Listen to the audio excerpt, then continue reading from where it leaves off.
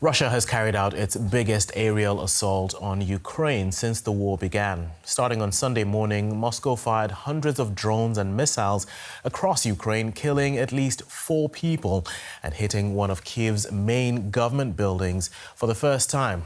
European leaders said the assault proved Russia was not willing to negotiate peace, while U.S. President Donald Trump said he was ready to impose a second stage of sanctions against Moscow.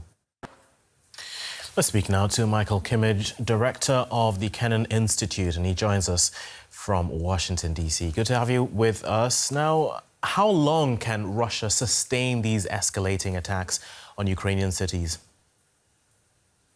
I think Russia can sustain these attacks indefinitely. It's not as if it's particularly expensive to Russia, and the mass production of drones and of many of the missiles involved has been ongoing for months and months, really for years in Russia, and Russia is getting the assistance of China and of other countries in the production of such material. So it's not particularly costly to Russia, and of course the effects are quite devastating.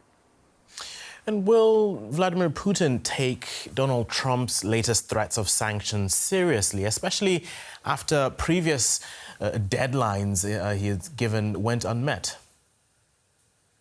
I don't see why he would. I mean, the one thing that President Trump has been almost completely reluctant to do since coming to office is to escalate in actuality or to impose costs on Russia in actuality. Now, Trump has made those kinds of threats, and he's issued versions of an ultimatum to Russia periodically over the last couple of months, but he's never followed through. So it's hard to imagine that this particular episode will change President Trump's calculus. It could, but it would be a break with precedent. And my guess is for President Putin, he expects Trump not to respond.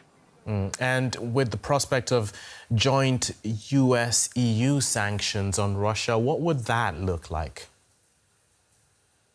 Well, if there were to be joint US-EU sanctions, and of course there's a existing sanctions passage, which has been in evidence, transatlantic sanctions, since the very beginning of the war, February 2022. So you could build upon that, and that would have a significant effect, given that Russia's economy has been in a very negative cycle for the last couple of months and looks to be getting quite a bit worse in the short to medium term. So sanctions matter. They're not going to, I think, change Putin's decision-making on things like how he wreaks havoc in Ukraine, but they'll matter overall. And the more that the U.S. and Europe cooperate, the more effective those sanctions will be.